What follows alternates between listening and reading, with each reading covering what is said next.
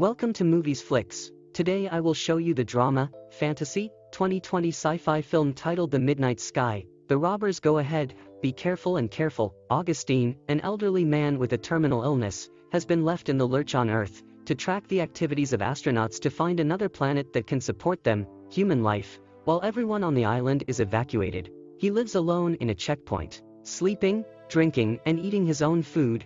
You donate blood and take medication throughout the day. Decades earlier, Augustine had given hundreds of lectures on the planets, which may support life, such as K23. During the party, a woman goes to him to play with love. They have a few drinks together and he asks her about the legitimacy of the book she just wrote.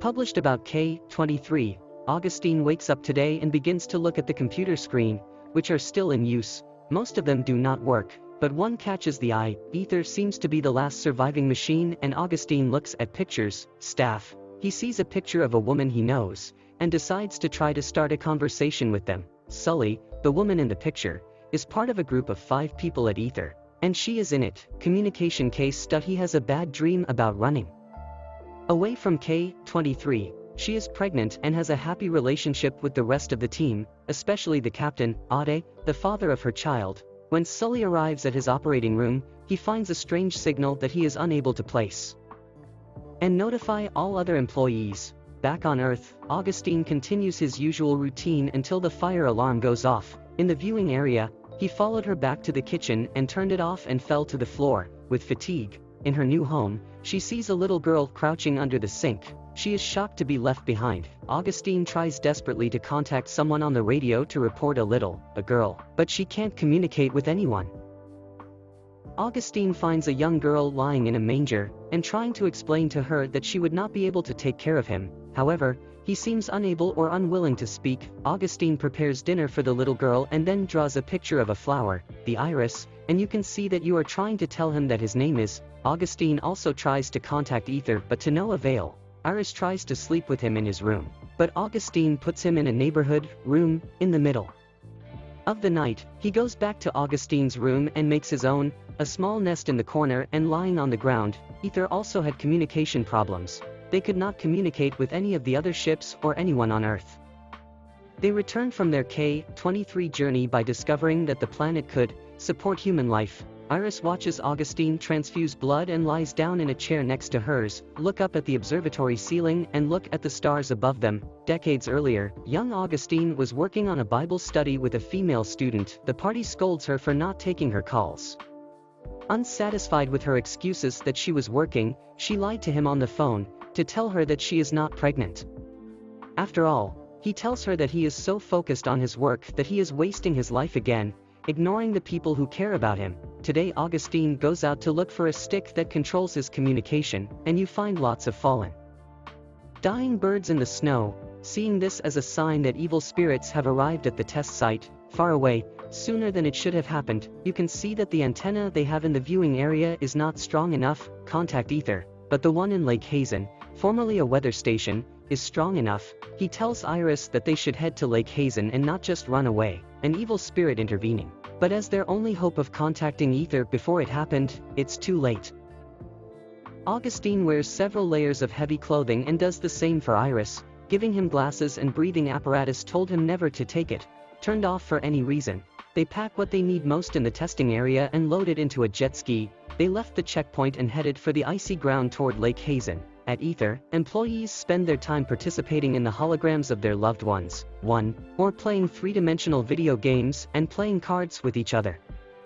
A siren goes off, disturbing the peace, and warns the sailors that their ship has departed. Without truth, they are able to determine their exact location and route back to Earth using a signal from K23, but to get back home, their new route will pass them by an unnamed field. Augustine and Iris spent that night in a tent in the snow.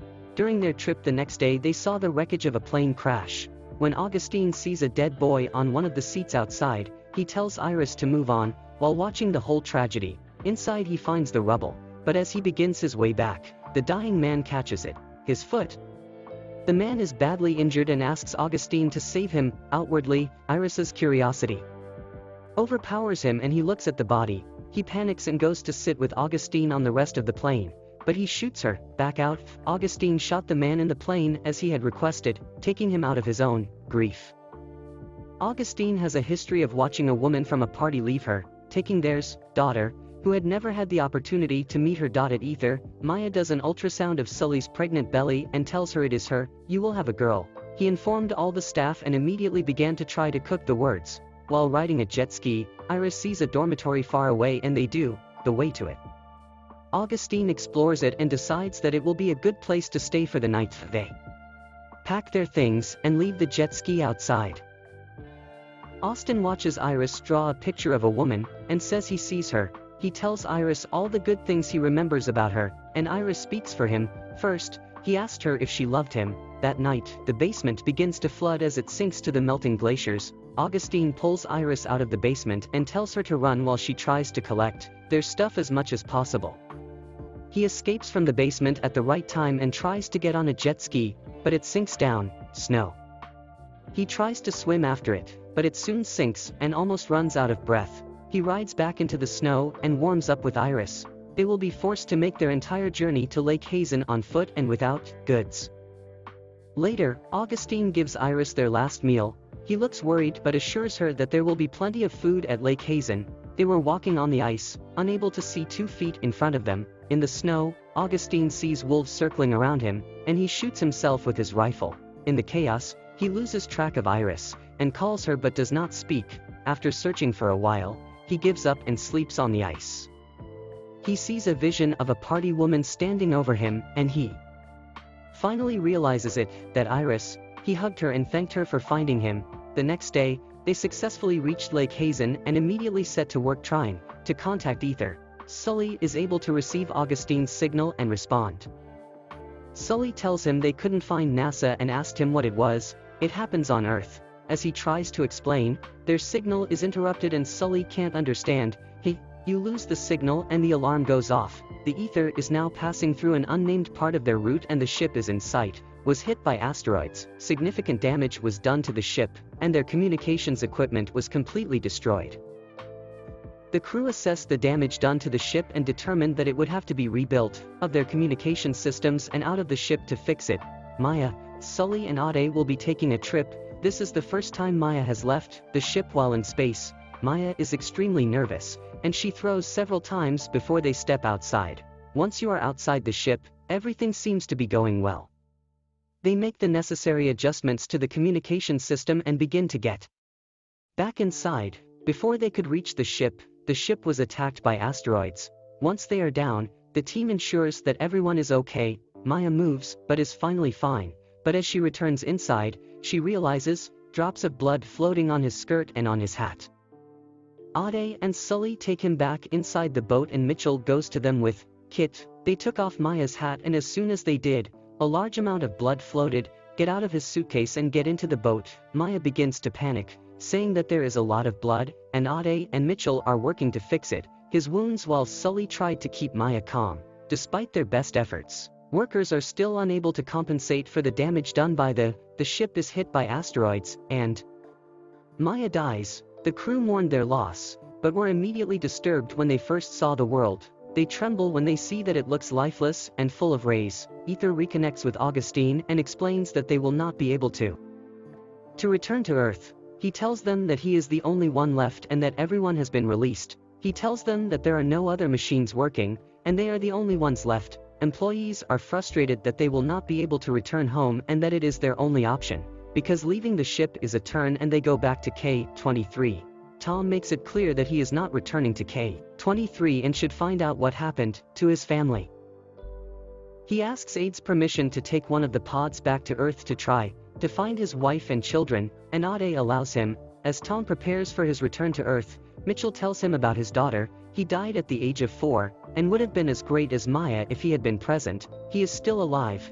Mitchell asks if he can go back to Earth with Tom so he can get Maya's body back, and Tom to admit. Mitchell and Tom said goodbye to Sully and Ade and took the re-entry pod back to Earth. Sully contacts Augustine to review her experience with everyone, staff, and that they plan to return to K-23. Sully tells Augustine that he has always loved his job and is disappointed that he would not meet her. He asks her name and tells her that her name is Iris. Augustine asks him to explain K23 to him, and as he does, he decides not to tell her that he is the father that he is. I've never met. The little girl Iris Augustine saw was always a vision. Ether enters the locking area and loses the signal. Ade and Sully are the last people left, and they go back to K23 where possible, rebuild civilization. Conclusion. Thanks for watching. Subscribe if you would like to see more videos like these.